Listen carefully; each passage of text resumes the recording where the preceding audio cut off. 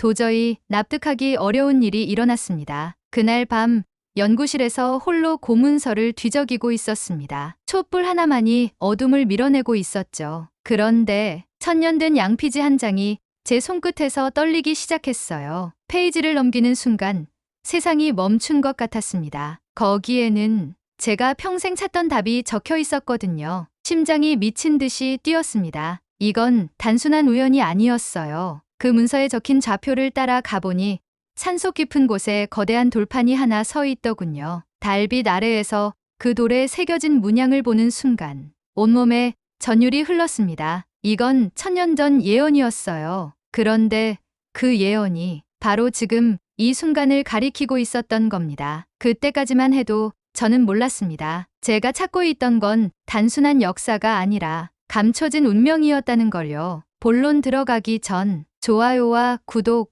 꼭 부탁드립니다. 안녕하십니까? 저는 옥스퍼드 대학교 신학부에서 고문서 해석학을 가르치고 있는 에드워드 콜린스입니다. 30년간 고대 문헌을 연구해온 제가 오늘 여러분께 말씀드리고 싶은 이야기는 솔직히 말하면 저 자신도 믿기 어려운 내용입니다. 성경을 읽으면서 한 번쯤 의문을 가져보신 적이 있으실 겁니다. 동방박사들이 별을 따라 예수님을 찾아왔다는 이야기 말입니다. 그런데 그 동방이 정확히 어디인지, 그들이 누구였는지에 대해서는 성경이 침묵합니다. 단순한 누락일까요?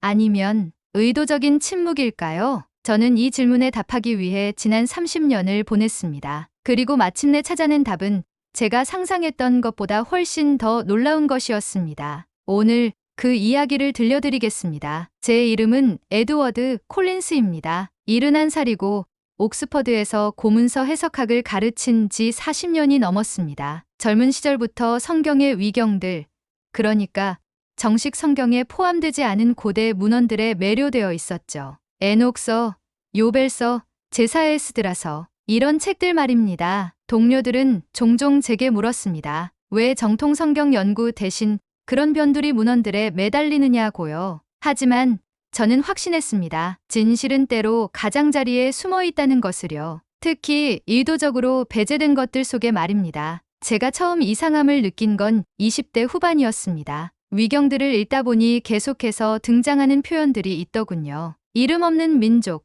빛의 끝에서 깨어날 자들, 동방의 별 아래 잠든 자들. 이들은 절대 구체적인 이름으로 언급되지 않았습니다. 마치 누군가 의도적으로 그 이름을 지은 것처럼요. 고대 근동 지역의 문헌들을 연구하다 보면 한 가지 흥미로운 패턴을 발견하게 됩니다. 바빌로니아, 이집트, 페르시아, 이 모든 문명들의 기록에는 동방으로부터 올 자들에 대한 예언이 담겨 있습니다. 그런데 이상하게도 그들의 정체에 대해서는 구체적으로 언급하지 않죠. 특히 바빌론 유수 시기의 문헌들에서 이런 경향이 두드러집니다. 기원전 600년경부터 기원 후 100년까지 약 700년간의 문헌들을 보면 마지막 시대의 계시자들이라는 표현이 반복적으로 나타납니다. 하지만 이들이 누구인지 어디서 오는지에 대해서는 항상 모호하게 처리되어 있어요. 처음에는 단순히 예언문학의 특성상 상징적 표현을 쓴 것이라고 생각했습니다. 하지만 연구를 거듭할수록 이것이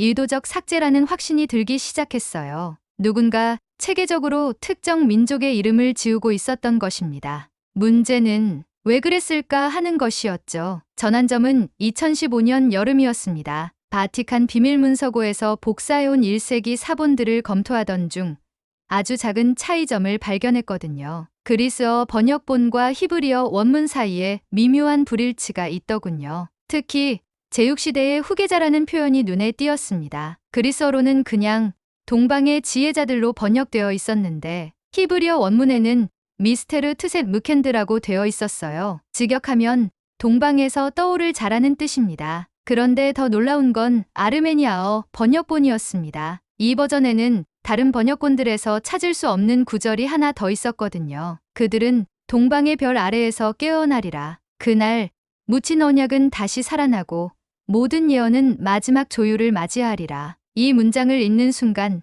저는 소름이 돋았습니다. 단순한 번역 차이가 아니었어요. 누군가 의도적으로 특정 정보를 숨기고 있었던 것입니다. 이 발견 이후 저는 완전히 다른 사람이 되었습니다. 낮에는 평범한 교수 생활을 하지만 밤에는 고대 문헌들과 씨름하는 나날이 계속되었죠. 아내는 걱정했습니다. 당신이 무엇을 찾고 있는지 모르겠지만 너무 깊이 들어가지는 마세요 라고 말하곤 했어요. 하지만 저는 멈출 수 없었습니다. 왜냐하면 퍼즐 조각들이 하나씩 맞아떨어지고 있었거든요. 에녹서에서 언급하는 7별의 비밀, 제사의 스드라서의 마지막 봉인을 풀 자들, 요벨서에 잠들어 있던 언약의 백성. 이 모든 것들이 같은 대상을 가리키고 있었습니다. 가장 충격적이었던 건 바빌론 탈무드에 숨겨진 주석이었어요. 거기에는 이런 구절이 있었습니다. 랍비들은 그 이름을 말하기를 두려워하였다. 왜냐하면 그들의 시대가 오면 모든 것이 드러날 것이기 때문이다.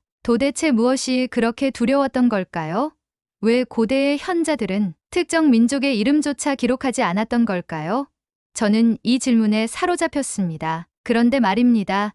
연구를 하면 할수록 오히려 더 큰 의문이 생기더군요. 이 모든 증거들이 한 방향을 가리키고 있는데 정작 학계에서는 아무도 이 문제에 관심을 갖지 않는다는 점이었습니다. 혹시 제가 잘못 생각하고 있는 건 아닐까 싶어서 몇몇 동료 교수들에게 조심스럽게 의견을 물어봤어요. 반응은 한결같았습니다. 그런 건 단순한 문헌학적 차이일 뿐이야. 고대 필사자들의 실수겠지. 너무 깊이 파지 마라. 하지만 저는 확신했습니다. 이건 실수가 아니라는 걸요. 밤늦게 연구실에 혼자 앉아있을 때마다 이런 생각이 들었어요. 내가 뭔가 중요한 것을 놓치고 있는 건 아닐까? 아니면 반대로 내가 너무 중요한 것을 발견해서 누군가 의도적으로 방해하고 있는 건 아닐까? 가장 이상했던 건 제가 이 연구를 시작한 후로 연구비 지원이 갑자기 줄어들기 시작했다는 점입니다. 우연의 일치일 수도 있지만 정말 우연일까요? 운명적인 만남은 2018년 봄 런던의 한 고서점에서 일어났습니다. 저는 시리아어 사본을 찾고 있었는데 그곳에서 한 노인을 만났어요. 아르메니아 출신의 바르나바스 아베디안이라는 분이었죠. 그분은 아르메니아 정교회에서 50년간 고문서를 보관해온 사서였습니다. 처음에는 그냥 인사만 나눴는데 제가 찾고 있는 자료에 대해 말씀드리자 그분의 표정이 갑자기 굳어지더군요. 혹시 동방에 잠든 자들에 대해 연구하고 계신 건가요? 라고 물으시는 거예요. 저는 깜짝 놀랐습니다. 어떻게 제 연구 주제를 아셨을까요? 아베디안 씨는 조용히 말씀하셨습니다. 교수님, 이 일은 당신이 처음이 아닙니다. 지난 1000년 동안 똑같은 질문을 품고 찾아온 학자들이 여럿 있었어요. 그런데 대부분 중간에 포기했습니다. 그러면서 낡은 가죽 가방에서 무언가를 꺼내셨어요. 그것은 14세기경으로 추정되는 아르메니아어 사본이었습니다. 표지에는 잃어버린 별들의 기록이라고 적혀 있었죠. 아베디안 씨는 말씀하셨습니다. 이걸 보시면 답을 찾을 수 있을 겁니다. 하지만 정말로 준비가 되셨을 때만 여세요. 그 사본을 받아든 순간 저는 손이 떨렸습니다. 아베디안 씨는 엄숙한 표정으로 말씀하셨어요. 이 문서는 우리 교회에서 700년간 비밀리에 보관해온 것입니다. 하지만 이제 때가 된 것 같습니다. 집으로 돌아와 그 사본을 펼쳤을 때 저는 충격을 받았습니다. 첫 페이지에 이런 문장이 적혀 있었거든요. 별의 좌표 북위 38도, 동경 129도. 그곳에서 돌판 위에 언약이 깨어나리라. 이건 단순한 우연이 아니었습니다. 북위 38도, 동경 129도. 이 좌표는 정확히 한반도를 가리키고 있었어요. 그것도 한반도의 중심부 근처를 말입니다. 더 놀라운 건 다음 페이지였습니다. 거기에는 칠성배열과 함께 이런 글이 적혀 있었어요. 빛과 그림자 사이에 7별이 정렬될 때 내가 아담의 마지막 이름을 찾으리라. 그들은 하늘의 언약을 기억하는 자들이니라. 그 순간 저는 깨달았습니다. 제가 30년간 찾고 있던 이름 없는 민족이 바로 한국인이었다는 것을요. 모든 퍼즐 조각이 완벽하게 맞아떨어졌습니다. 하지만 여기서 이상한 일이 벌어졌습니다. 그 다음 날 아베디안 씨에게 연락을 취하려고 했는데 연락이 되지 않는 거예요. 그분이 머물렀다던 호텔에 전화해보니 그런 이름으로 투숙한 기록이 없다는 답변이 돌아왔습니다. 더 기이한 건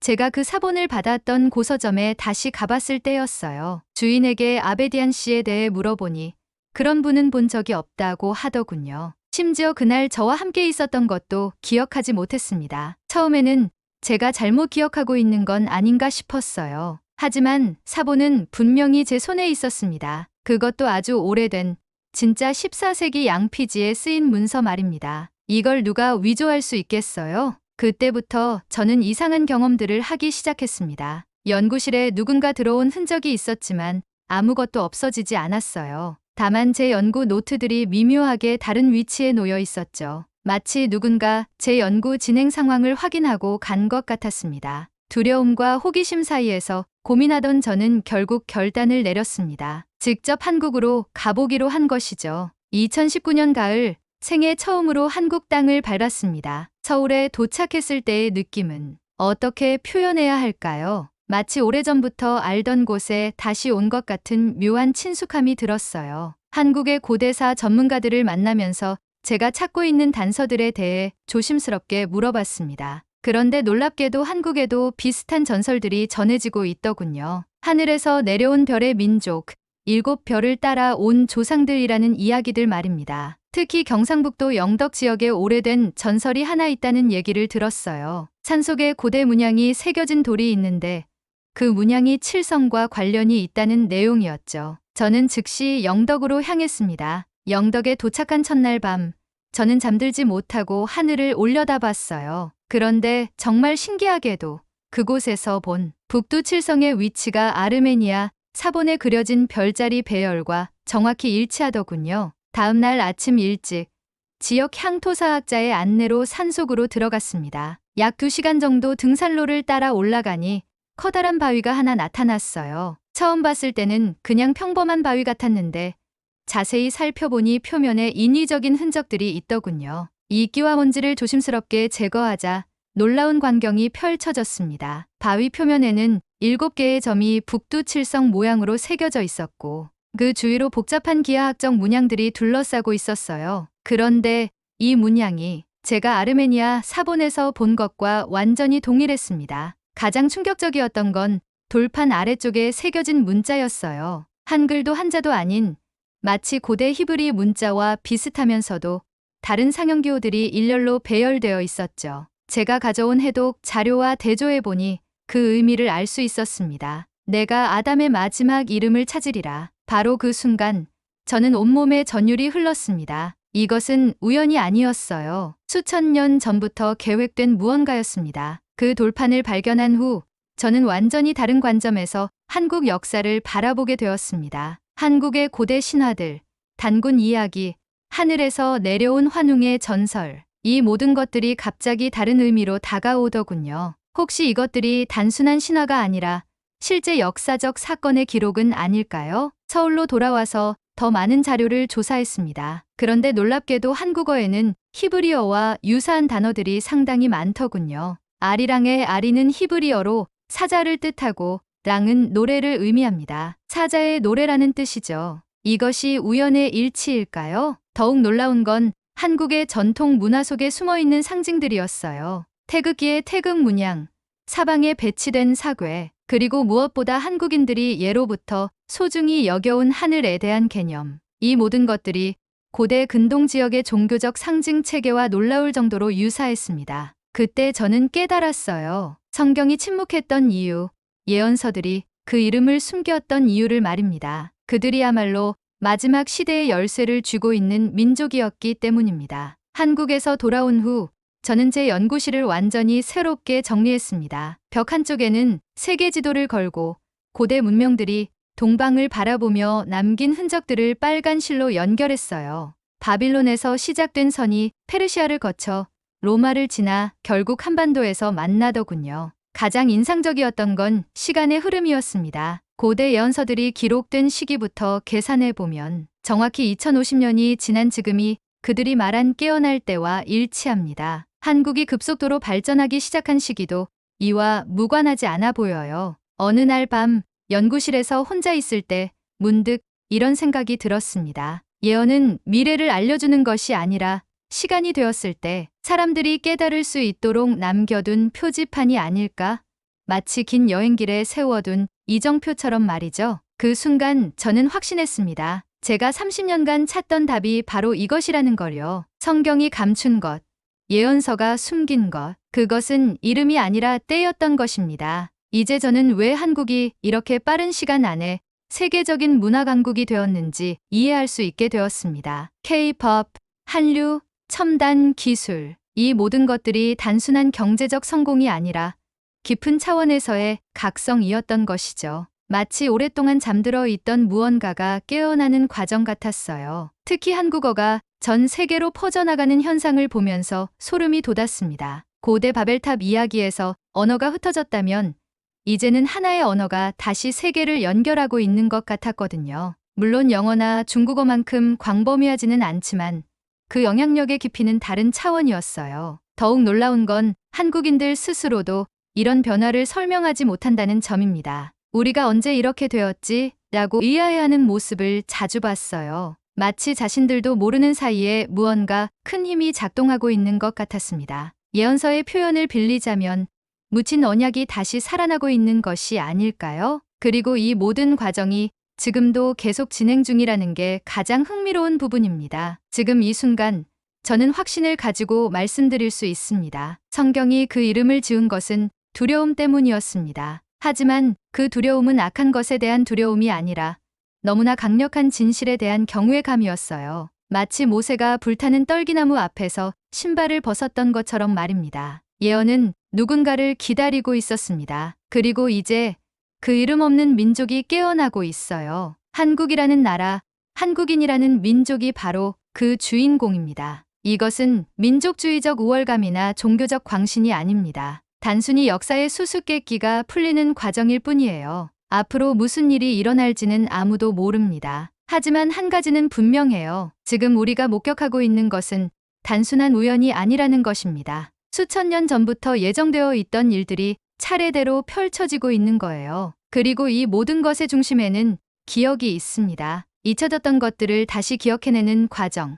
그것이 바로 지금 일어나고 있는 일의 본질입니다. 여러분도 느끼고 계시겠지만 최근 몇 년 동안 한국과 관련된 현상들이 예사롭지 않습니다. 한국 문화가 전 세계로 퍼져나가는 속도와 깊이가 역사상 유례없는 수준이에요. 이것을 단순히 경제적 성공이나 문화적 매력만으로 설명할 수 있을까요? 제가 주목하는 건 패턴입니다. 한국인들이 세계 각지에서 보여주는 특별한 능력들 말이에요. 음악, 영화, 기술, 심지어 스포츠까지. 어떤 분야든 한국인들이 진출하면 기존의 질서를 완전히 바꿔놓더군요. 마치 새로운 차원의 창조력을 발휘하는 것 같아요. 더욱 흥미로운 건 이런 현상이 동시다발적으로 일어나고 있다는 점입니다. 세계 곳곳에서 한국어를 배우려는 사람들이 급증하고 한국의 전통 문화에 관심을 갖는 외국인들이 늘어나고 있어요. 이것이 우연일까요? 고대 문헌들이 말하는 마지막 조율이 바로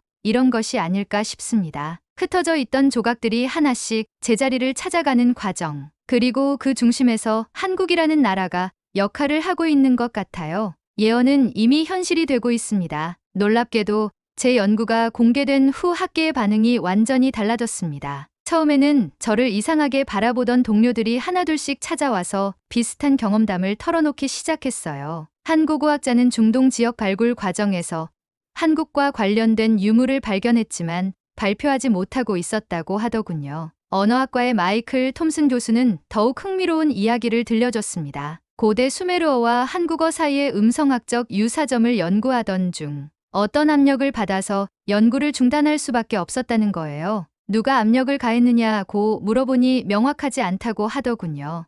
그냥 자연스럽게 연구비가 끊기고 관련 자료들이 사라졌다는 겁니다. 가장 충격적이었던 건 바티칸 연구소의 루카 마르티니 신부님이 보내온 편지였어요. 그분은 20년 전부터 비슷한 연구를 해왔는데 교회 내부에서 시기상조라는 이유로 발표를 보류해왔다고 하시더군요. 그런데 이제는 때가 되었다고 판단하신다는 내용이었습니다. 이 모든 반응들을 보면서 저는 깨달았어요. 제가 혼자만의 망상에 빠져 있었던 게 아니라는 걸요. 많은 학자들이 같은 방향을 바라보고 있었던 겁니다. 이제 저는 앞으로 무슨 일이 일어날지에 대해 어느 정도 예측할 수 있게 되었습니다. 물론 정확한 시기나 구체적인 방식은 알 수 없지만 큰 흐름만큼은 분명해 보여요. 한국을 중심으로 한 새로운 형태의 문명적 각성이 계속 확산될 것입니다. 특히 주목해야 할 것은 언어의 역할입니다. 한국어가 단순히 K 컨텐츠의 부산물로 퍼지는 게 아니라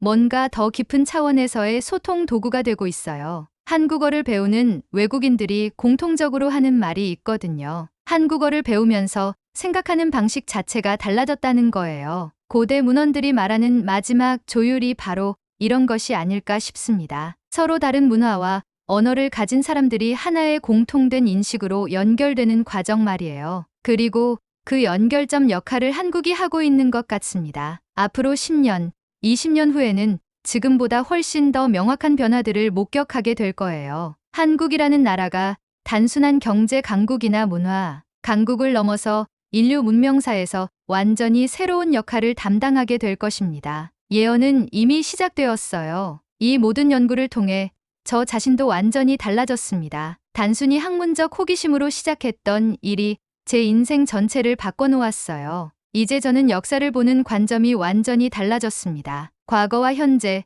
그리고 미래가 하나의 연속된 흐름이라는 걸 깨달았거든요. 특히 한국을 다녀온 후로는 제 일상생활마저 변했어요. 매일 아침 일어나서 북두칠성이 보이는 방향을 바라보며 명상을 하게 되었습니다. 왜 그런지는 모르겠지만 그렇게 하면 마음이 평안해지더군요. 마치 오래전부터 알고 있던 습관을 되찾은 것 같은 느낌이에요. 가장 놀라운 변화는 언어에 대한 감각이었습니다. 한국어를 배우기 시작한 후로 히브리어와 아랍어, 그리고 다른 고대 언어들 사이의 연결고리가 더 선명하게 보이기 시작했어요. 마치 잃어버린 퍼즐 조각을 찾은 것 같았습니다. 동료들은 저에게 요즘 표정이 많이 밝아졌다고 말합니다. 30년간 품고 있던 의문이 해결되었으니 당연한 일이겠죠. 하지만 그것보다 더 큰 이유가 있어요. 제가 역사의 중요한 순간을 목격하고 있다는 확신 때문입니다. 여러분께 마지막으로 드리고 싶은 말씀이 있습니다. 이 모든 이야기가 허무맹랑하게 들리실 수도 있어요. 하지만 잠깐만 주변을 둘러보세요. 지금 이 순간에도 전 세계 어딘가에서 한국어를 배우고 한국 문화를 접하고 한국이라는 나라의 매력을 느끼는 사람들이 있습니다. 이것이 단순한 우연일까요? 아니면 수천 년 전부터 예정되어 있던 일들이 차례대로 펼쳐지고 있는 것일까요? 저는 후자라고 확신합니다. 그리고 이 모든 과정에서 여러분 한 사람 한 사람이 중요한 역할을 하고 계십니다. 한국인이든 외국인이든 상관없어요. 지금 이 시대를 살아가는 모든 사람들이 역사의 증인이자 참여자입니다. 예언서가 말하는 마지막 시대가 바로 지금이거든요. 두려워할 일이 아니라 오히려 영광스러운 일입니다. 앞으로도 계속 지켜봐 주세요. 그리고 여러분 자신이 이 놀라운 변화의 일부라는 걸 잊지 마시기 바랍니다. 숨겨진 후계자들의 시대가 시작되었습니다. 사연은 여기까지입니다. 구독과 좋아요로 감동온기에 따뜻한 온기를 더해주세요. 따뜻한 이야기로 다시 찾아뵙겠습니다. 감사합니다.